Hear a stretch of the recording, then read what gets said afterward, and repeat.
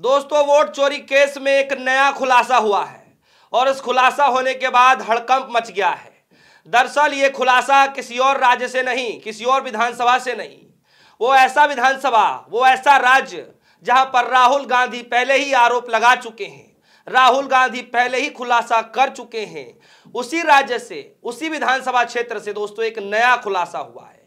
एक ऐसा सबूत मिला है जिससे हड़कंप मच गया है वोट चोरी केस को लेकर के। और यह खुलासा किसी और के घर से नहीं बल्कि पूर्व बीजेपी एमएलए के घर से मिला है। जी हां, और इस पूरे मामले को लेकर के एसआईटी जांच शुरू हो चुकी है, कई लोगों पर कार्रवाई भी की जाएगी। इस तरीके से लगातार खबरें निकल करके आ रही हैं। यानी दोस्तों, मैं आपको बता दूं कि वोट चोरी से जुड़े हुए मामले को लेकर के एक बड़ी खबर निकल करके आ रही है और यह खबर कर्नाटक से निकल करके आ रही है।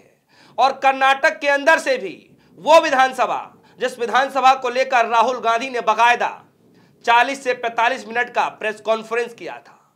हिंदुस्तान के चीफ इलेक्शन कमिश्नर वोट चोरों की रक्षा कर रहे हैं। आलंद विधानसभा सीट की मैं बात कर रहा हूं। जी हां, आलंद विधानसभा सीट, जहां पर राहुल गांधी ने खुलासा किया था, बताया था कि किस तरीके से जो कांग्रेस पार्टी के कार्यकर्ता हैं, चाहने वाले जो लोग हैं, मोबाइल फोन फर्जी इस्तेमाल करके उनके नामों को डिलीशन किया जा रहा है, यानी डिलीट किया जा रहा है। उसी मामले से जुड़ी हुई दोस्तों एक बड़ी खबर कर्नाटक के आलंद विधानसभा सीट से निकल करके आ रही है। सबसे पहले यह खबर देखिए। अमर उजाला की खबर के हिसाब से वोट चोरी केस, पूर्व बीजेपी एमएलए के घर के पास जली हुई वोटर लिस्ट मिलने से हड़कंप, एसआईटी ने सबूत इकट्ठा करना शुरू किया। बाकायदा एसआईटी ने इस पूरे मामले को लेकर सबूत इकट्ठा करना शुरू कर दिया है। और दोस्तों सोचिए कि यह मामला कितना गंभीर है कि एक तरफ नेता प्रतिपक्ष राहुल गांधी बाकायदा प्रेस कॉन्फ्रेंस करते हुए यह आरोप लगाते हैं कि भैया किस तरीके से विपक्षी पार्टियों के जो वोटर लिस्ट है उससे नाम डिलीट किए जा रहे हैं और उसमें भी सबसे ज्यादा कांग्रेस पार्टी के चाहने वाले लोगों काटे जा रहे हैं। जब इस बात पर खुलासा किया गया था दोस्तों, तब सरकार की तरफ से प्रेस कॉन्फ्रेंस किया जाता है और यही कहा जाता है कि हलफनामा नहीं देंगे, सब कुछ बताएंगे लेकिन हलफनामा नहीं देंगे। चुनाव आयोग कुछ नहीं कहता है, चुनाव आयोग हमेशा मिसलीड का करार दे देता है कि मिसलीड है, लेकिन भारतीय जनता पार्टी इस पर प्रेस कॉन्फ्रेंस करती है। लेकिन दोस्तों सबसे पहले इस खबर में देखिए, कर्नाटक में पूर्व भाजपा विधायक सुभाष गुट्टेदार के घर बाहर जली हुई मतदाता सूची मिलने के बाद एसआईटी ने सबूत इकट्ठा करना शुरू कर दिया है। इस मामले में जल्द और पूछताछ और गिरफ्तारियों की संभावना जताई जा रही है।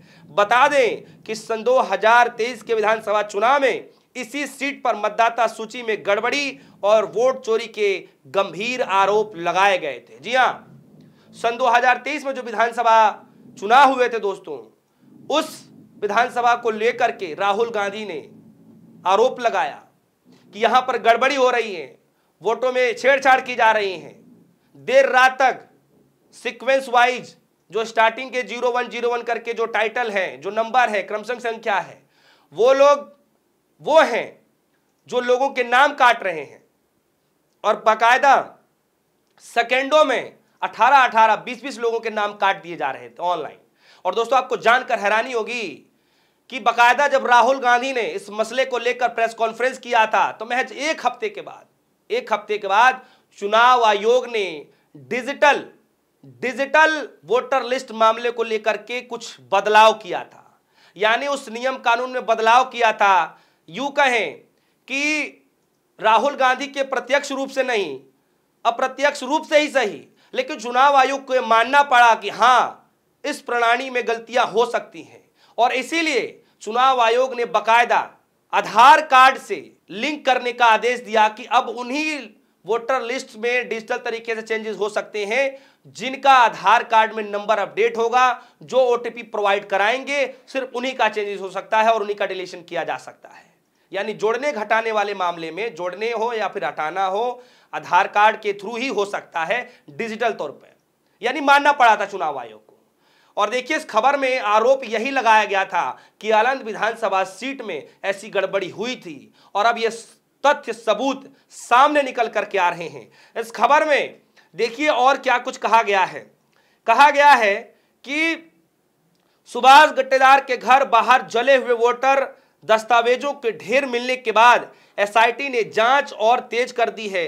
इससे पहले शुक्रवार को एसआईटी ने सुभाष गट्टेदार, उनके बेटों और एक चार्टर्ड अकाउंटेंट से जुड़ी कई ठिकानों पर छापेमारी की थी। यानी एसआईटी टीम पूरी तरीके से लग चुकी है।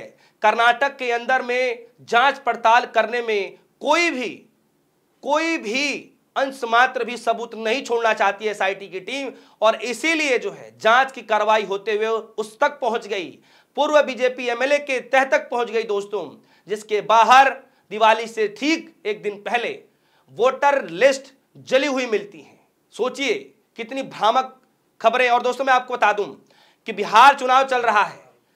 जब देश के गृह मंत्री अमित शाह जी से यह पूछा जा रहा था कि क्या वोट चोरी का मसला है, क्या आप मानते हैं, तब उन्होंने कहा कि वोट चोरी का कोई मसला नहीं है, कोई मुद्दा ही नहीं है, वो घुसपैठियों पर बात कर रहे हैं।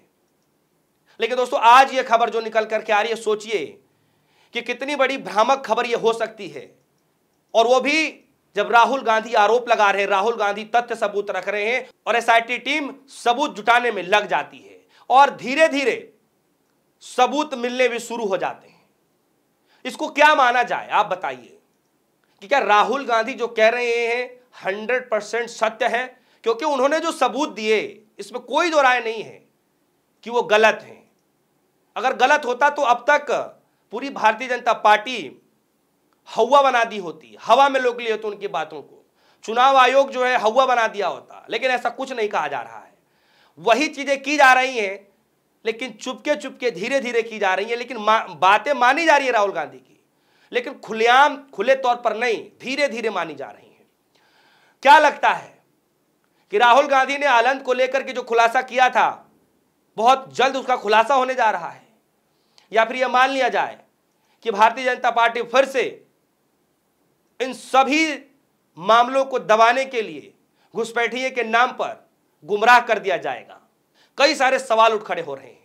मैं वीडियो लगातार चला रहा हूं, आप देखिए कि राहुल गांधी जी किस तरीके से प्रेस कॉन्फ्रेंस कर रहे हैं और उसमें आलंद विधानसभा सीट का जिक्र भी कर रहे हैं। न सिर्फ आलंद विधानसभा सीट का बल्कि और भी विधानसभा सीटों का जिक्र कर रहे हैं। वोटों की मार्जिन बता रहे हैं कि पहले कितना आया, अब कितना आ रहे हैं, और सिर्फ कांग्रेस पार्टी के जो चाहने वाले लोग हैं, जो मतदाता हैं, उन्हीं के नाम काटे जा रहे हैं। इस तरीके से कई सारे पुख्ता सबूत के साथ राहुल गांधी ने सबके होश उड़ा दिए थे। और आज जब ये खबर निकल करके आ रही है दोस्तों, हड़कंप मच चुका है। हड़कंप इस कदर मच चुका है क्योंकि एसआईटी की टीम के हाथ में ये बड़ा सबूत लग गया है दोस्तों, यानी बड़ा सुराग एसआईटी की टीम को मिल चुका है। क्या लगता है कि इस पर अब फिर से चुनाव आयोग प्रेस कॉन्फ्रेंस करके जवाब देगा दोस्तों? क्या लगता है कि इस पर फिर से Bharatiya Janata party press conference करके इस खुलासों के बाद जवाब दिया जाएगा?